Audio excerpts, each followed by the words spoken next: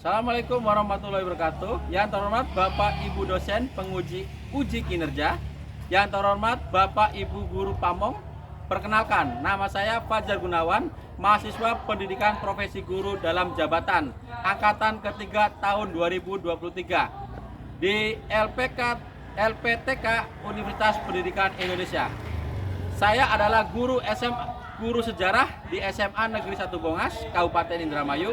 Hari ini Rabu, tanggal 6 Maret 2024, saya akan melaksanakan praktik pembelajaran uji kinerja di kelas 10-7 dengan materi teori dan berkembangnya Islam di Indonesia. Semoga pembelajaran ini dapat memberikan manfaat dan inspirasi. Selamat menyaksikan.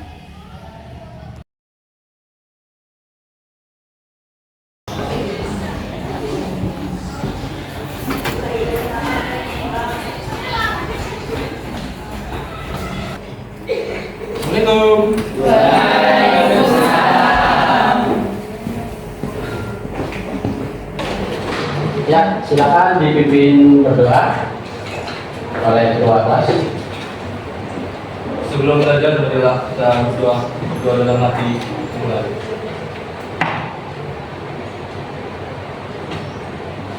Berdoa selesai.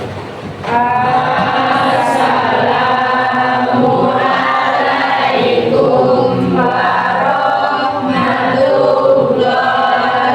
warahmatullahi wabarakatuh. Waalaikumsalam. Selamat siang. Siang. Ya, gimana kabarnya? Alhamdulillah baik. Hari ini yang tidak berangkat siapa? Alif. Alif, terus Nur, Hermolis, siapa lagi? Kelvin. 3 anak itu ya? Baik. Hari ini cuaca sangat tidak memungkinkan, jadi tolong dengan sangat jaga kesehatan karena sekarang pancaroba. Ya, minggu kemarin kita bahas tentang agama Hindu dan Buddha. Ya, Hindu dan Buddha datang ke Nusantara. Nah, kali ini masih berkaitan dengan suatu kerajaan, yaitu adalah kerajaan Islam yang bercorak Islam. Nah, sebelum kita bahas masalah kerajaan, tapi kita harus juga membahas tentang asal usul dari Islam masuk ke Indonesia. Ya, Islam masuk ke Indonesia terdiri dari beberapa, yaitu kita bahas, lihat di monitor. Ya, proses dan bukti masuknya Islam di Indonesia. Ya, di sini ada berita Cina dari dinasti Tang. Terus berita Jepang di tahun 749 Masehi. Yang berikutnya batu nisan Fatimah binti Maimun di Lerang, Gresik, berangkat tahun 475 Hijrah atau 1082 Masehi. Yang berikutnya keempat, berita Marco Polo dari Venesia, Italia. Terus yang kelima, makam Sultan Malik As-Saleh yang meninggal pada bulan Ramadan tahun 676 Hijrah atau tahun 1297 Masehi. Yang berikutnya berita dari M.A. Guan yaitu tahun 1416 Masehi. Dan yang terakhir adalah kompleks makam Tralaya di Trawulan, Mojokerto, berangkat tahun 1300 sampai 1600-an. Nah, kita bahas satu-satu di sini. Yang pertama adalah berita Cina dari dinasti Tang. Itu menyatakan bahwa orang Tasin atau orang Islam dari Arab atau Persia yang mau menyerang kerajaan Holing atau Kalingga pada masa pemerintahan Ratu Sima, yaitu 674, dibatalkan niatnya dikarenakan kerajaan Holing masih sangat kuat. Jadi di sini menganggap orang Cina dinasti Tang mau mencoba menyerang, tapi melihat kekuasaan dari kerajaan Kalingga atau Holing di sini sangat kuat, itu oleh Ratu Sima. Jadi tidak jadi untuk menyerang. Ya, itu berita dari berita dinasti Tang. Berikutnya yaitu adalah berita Jepang dari tahun 749 Masehi. Di sini menjelaskan bahwa Kanton terdapat kapal-kapal Kose Tasin Kau. Istilah Kose ditafsirkan sebagai orang Melayu, sedangkan Tasin ditafsirkan sebagai orang Arab atau Persia. Bahkan banyak ahli menduga bahwa abad ke-7 dan 8 di Kanfu, Kanton, sudah ada perkampungan Muslim. Nah, ini bukti bahwasanya Muslim sudah ada di Indonesia atau Nusantara pada waktu itu pada abad ke-7 dan 8. Buktinya apa? Adanya perkampungan Muslim. Ya, sampai sini saja ya. Ya, berikutnya penjabaran dari Nisan Fatimah binti Maimun, yaitu tahun 1802 Masehi. Nah, kira-kira Nisan Fatimah binti Maimun, apakah di sini orang Hindu? Islam. Kenapa? Apa ciri-ciri dari orang Islam? Pertama dari segi nama. Berikutnya bin, ya, ada kalimat binti, itu adalah ciri khas dari orang Islam. Jadi Nisan Fatimah binti Maimun di sini jelas bahwasanya yang nama almarhum di sini adalah orang Muslim, di mana di batu nisannya itu ada angka 1082 Masehi. Berarti sudah ada pada masa itu. Jelas sampai sini? Berikutnya berita Marco Polo dari Venesia, Italia. Marco Polo mendapat tugas Kaisar Cina untuk mengantar putrinya yang dipersembahkan pada Kaisar Romawi. Dalam perjalanan menuju Romawi, yaitu tahun 1292, dan perjalanan pulang kembali ke Cina, yaitu tahun 1297. Ia singgah di Sumatera di bagian utara. Yang menuliskan bahwa wilayah itu sudah ada beberapa kerajaan Islam seperti Lamuzi, Pansur, Balus, Perlis, Perla, dan Samudra Pasai. Walaupun demikian masih banyak wilayah yang belum menganut agama Islam. Berarti Marco Polo di sini sudah menceritakan bahwasanya di Nusantara di bagian Sumatera Utara sudah ada perkampungan, bahkan suatu kerajaan yang mencorak Islam. Ya, paham di sini? Ya, ini bukti bahwasanya Islam sudah ada bahkan dari tahun 1292 Masehi menurut berita Marco Polo. Berikutnya makam Sunan Malik As-Saleh tahun 1297 Masehi. Ya. Baik batu nisan Fatimah binti Maimun maupun nisan Sultan Malik As-Saleh terbuat dari batu kualam dari Gujarat. Berdasarkan peninggalan tersebut, banyak ahli menyimpulkan bahwa agama Islam di Indonesia berasal dari Gujarat. Karena apa? Di sini ada batu nisannya, dan batu tersebut biasanya identik dengan daerah Gujarat. Terus, berdasarkan peninggalan ini juga dapat disimpulkan bahwa untuk pertama kalinya muncul seorang yang beragama Islam dengan gelar Sultan. Jadi sudah ada gambaran tahun 1297 ada Sultan. Sultan berarti adalah suatu raja. Jelas ini? Bukti bahwasanya Islam sudah masuk ke Indonesia tahun 1297 Masehi. Terus berita dari Mak Buan, yaitu tahun 1416 Masehi. Mak Buan adalah seorang penulis yang mengikuti perjalanan Laksamana Cheng-ho, yaitu tahun 1400-an, yang menuliskan bahwa sudah ada saudagar-saudagar Islam yang bertempat tinggal di pantai utara Jawa, yaitu Gresik.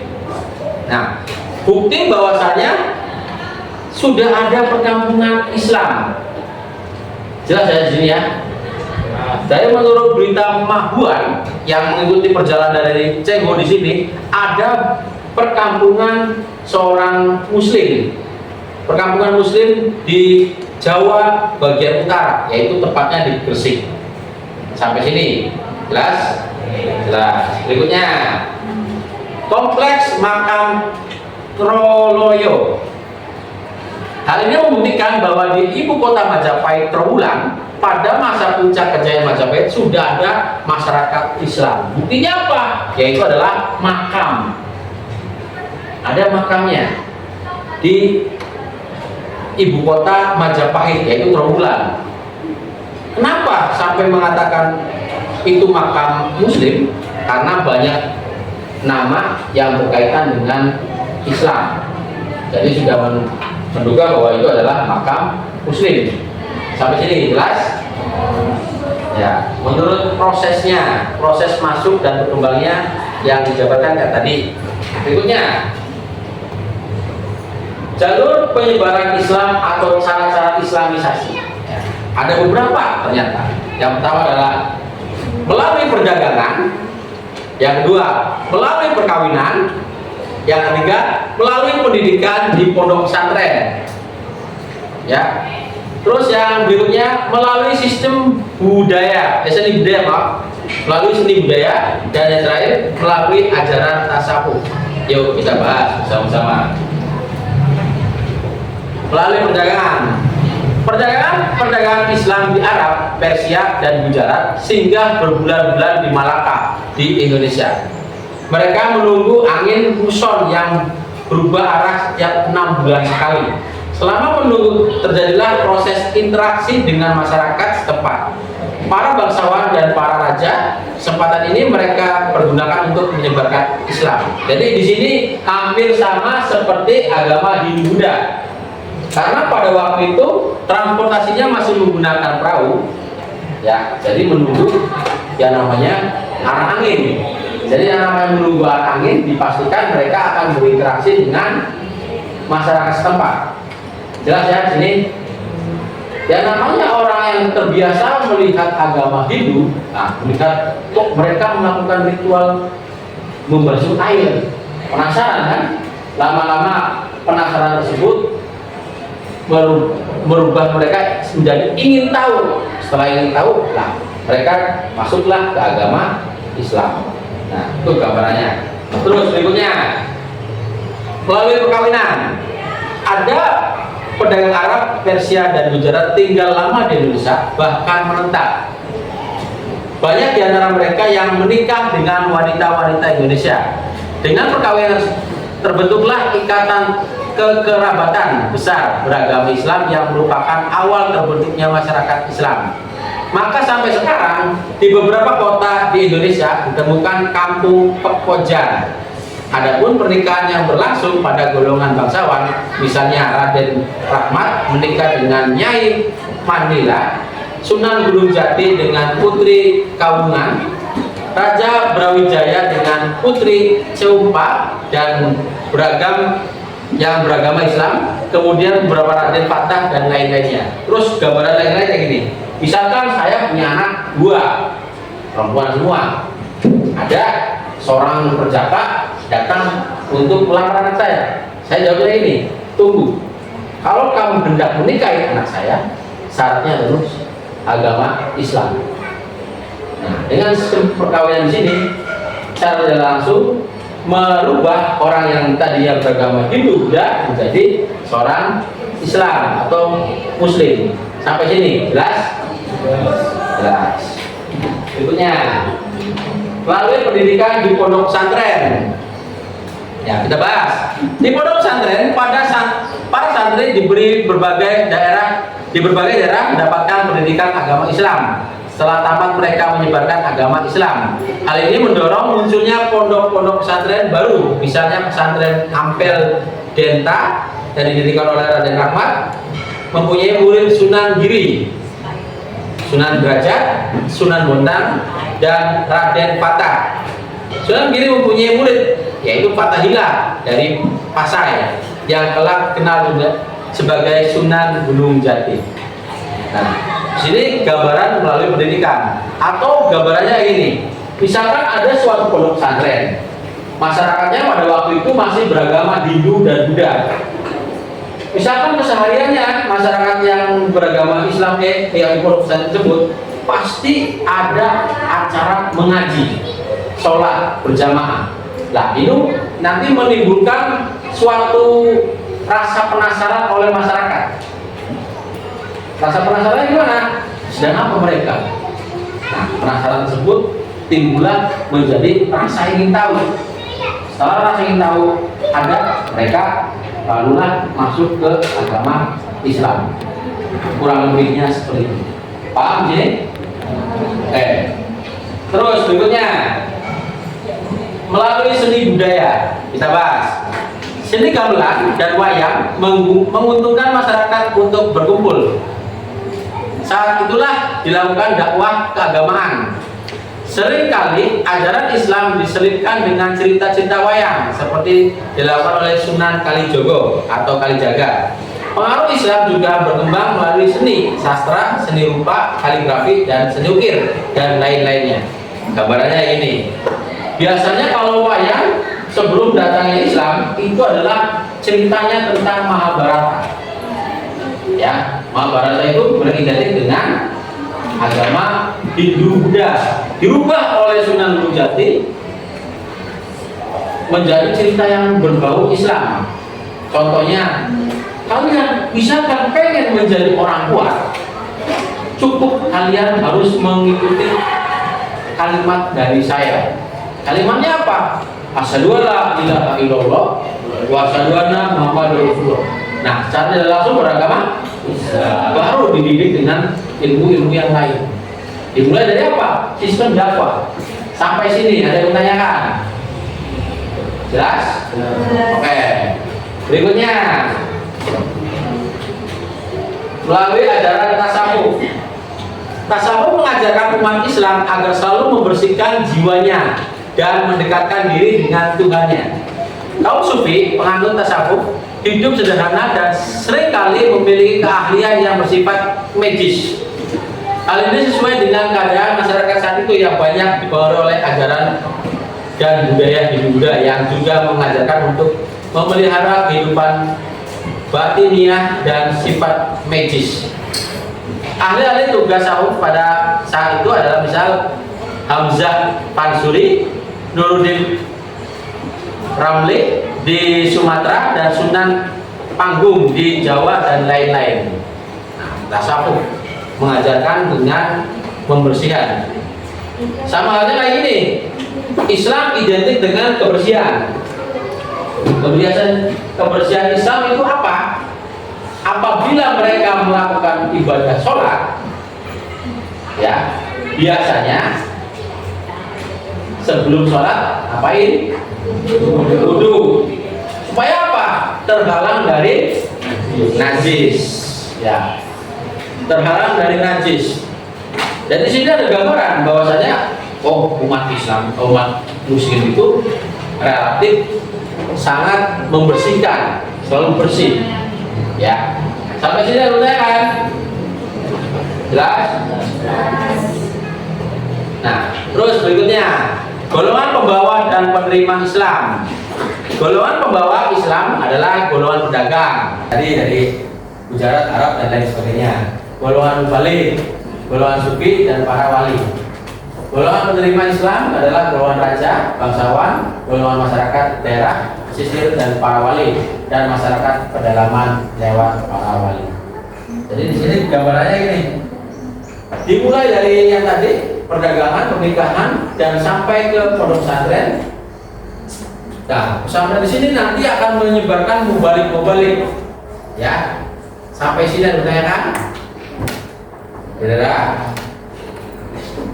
Ya, mubaliknya adalah Wali Songo. Ini yang ada di Pulau Jawa. Ada Maulana Ibrahim, Malik Ibrahim, Sunan Ampel, Sunan Bonang, Sunan Giri, Sunan Derajat, Sunan Kalijogo, Sunan Kudus, Sunan Muria, Sunan Gunung Jati. Penyebaran Islam di luar Jawa yaitu Datuk Ri Bandang dan Datuk Sulaiman, pembawa dan penyebar Islam di daerah Sulawesi. Terus Datuk bin Ribanda dan Tuan Tunggang Riparakan, penyebar Islam ke Kalimantan Timur. Terus Penghulu Demak, membawa Islam ke daerah Banjar. Islam mudah diterima karena apa? Pertama, Islam mudah diterima karena apa?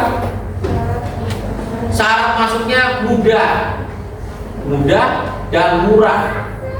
Yang kedua, upacara beribadah dalam Islam itu sangat sederhana. Benar tidak? Ya, cukup wudhu, cari tempat yang bersih, kita sholat. Bandingkan dengan agama yang terdahulu, agama Hindu. Ya, agama Hindu atau Buddha. Agama Hindu atau Buddha, ibadahnya ayam, ya, sesajian, itu kan mengeluarkan banyak biaya, benar tidak? Bandingkan dengan Islam.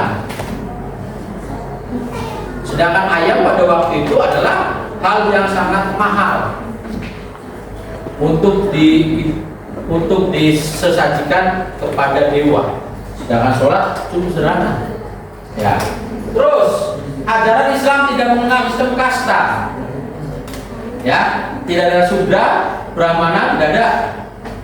Semua di mata Tuhan, di mata Allah pada waktu itu sama. Bahkan sampai sekarang sama. Tidak ada yang membedakan. Walaupun orang yang kaya ataupun orang yang miskin. Terus Islam bersifat terbuka. Penyebaran Islam dapat dilakukan oleh setiap orang Islam. Islam terbuka. Terus semua orang yang beragama Islam boleh menyebarkan agama Islam.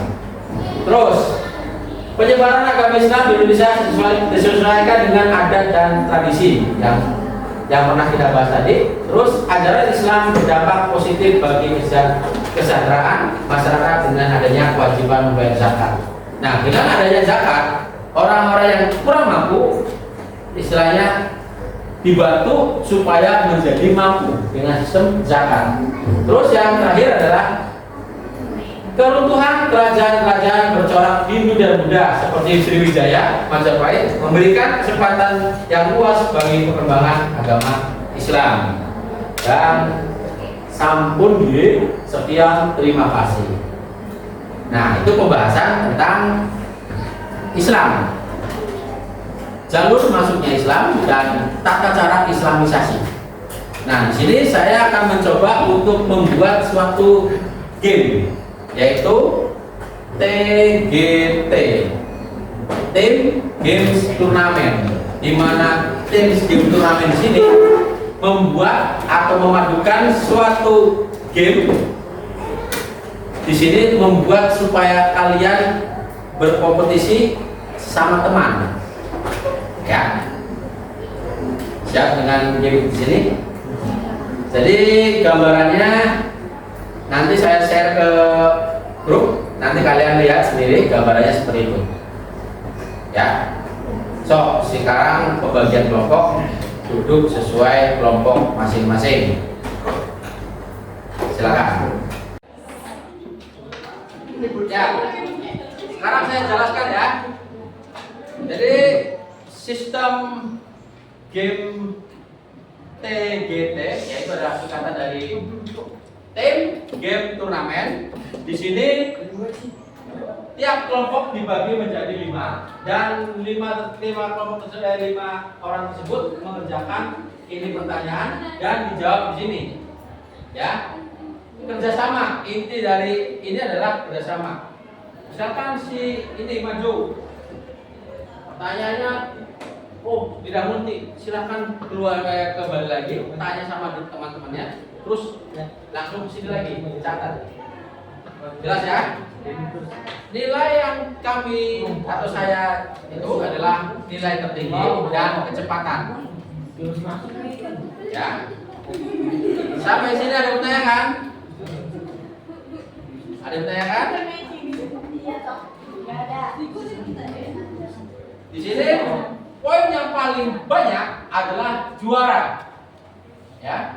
Poin yang paling banyak dari pertanyaan-pertanyaan ini yang benar itu adalah juara. Dan misalkan ada yang sama poinnya, kita ambil yang paling cepat. Sampai sini jelas? Yo, kita mulai gamenya. Siap? Ayo, mulai.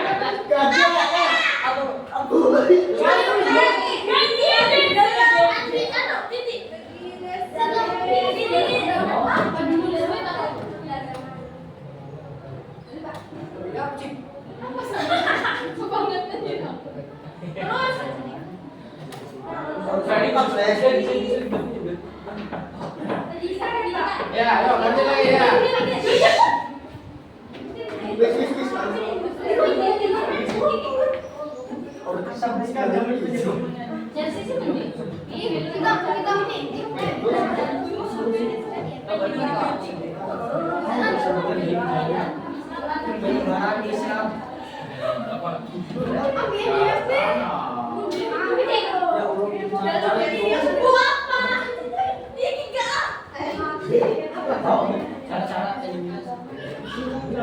Jangan bawa HP-nya.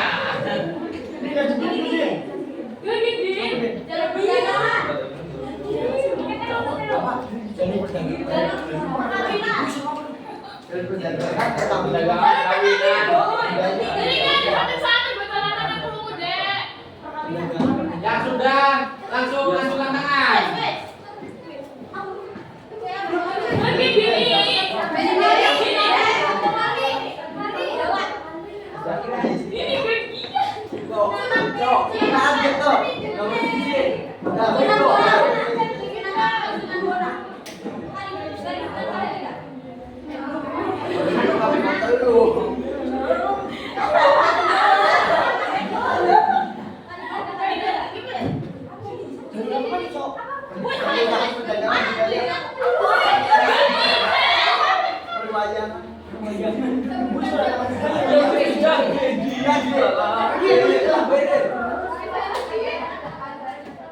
Ayo.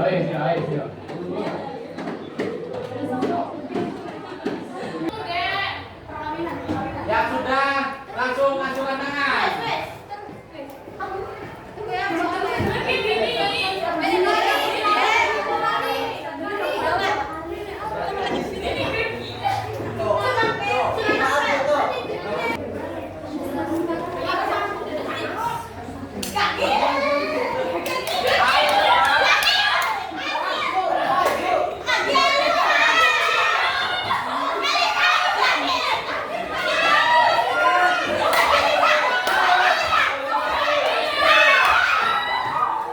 Sudah selesai.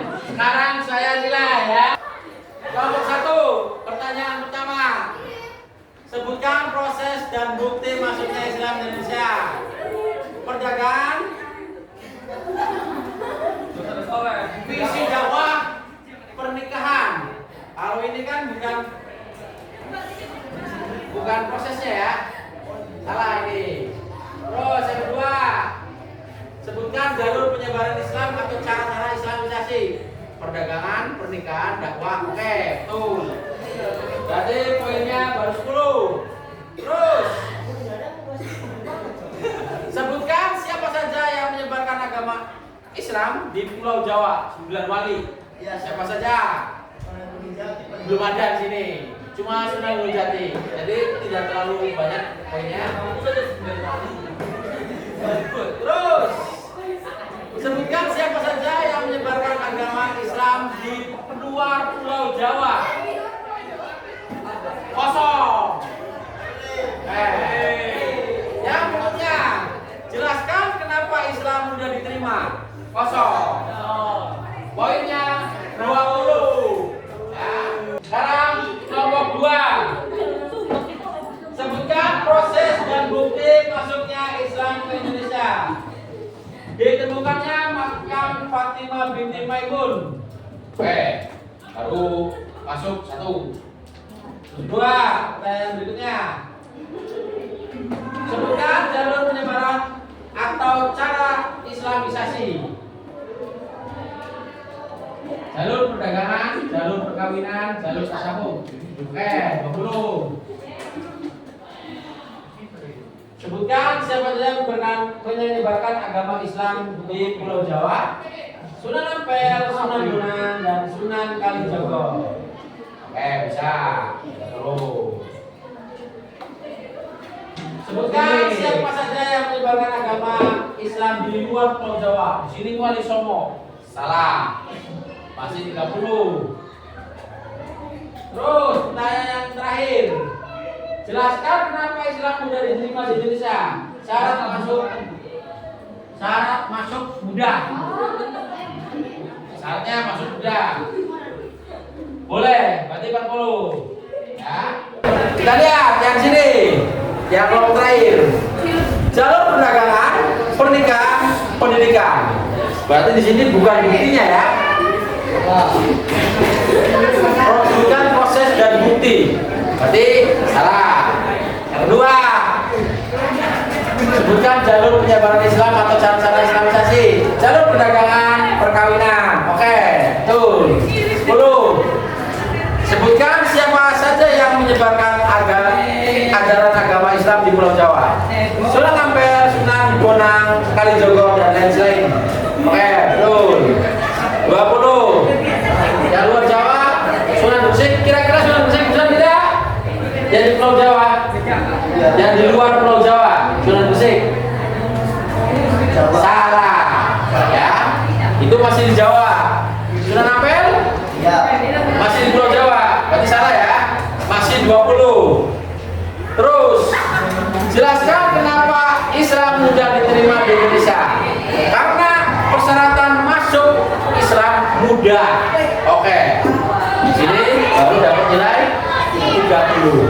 Di sini 40. Jadi yang juara 40.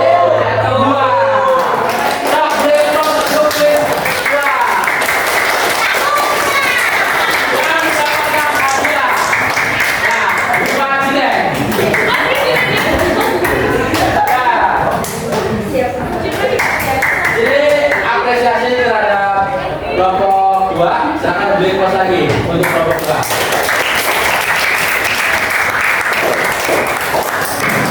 Ya, di sini Bapak akan menjelaskan kenapa harus ada sistem seperti ini. Kenapa harus ada tim game turnamen? Ya, pertama untuk melatih kekompakan. Ya, yang kedua, yang namanya kalian setelah selesai dari sekolah dipastikan ada kompetisi. Apa itu kompetisi? Perlombaan. Dalam kehidupan ada yang kalian nanti akan ada jumpai perlombaan, kompetisi, di mana kalian yang hebat adalah yang juara. Jelas ini? Jadi sebisa mungkin kalian harus menjadi orang yang sangat tangguh, sama seperti game ini, melatih ketangkapan, melatih kebersamaan dan lain sebagainya. Ya, dalam kompetisi nanti semakin berat. Jadi saya harap kalian semakin hebat lagi, semakin kuat lagi. Terus materi minggu depan yaitu adalah tentang kerajaan-kerajaan yang bercorak Islam. Ini kan baru proses awal masuknya dan berkembang agama Islam. Nanti minggu depan kita bahas tentang kerajaan-kerajaan yang bercorak Islam. Ya.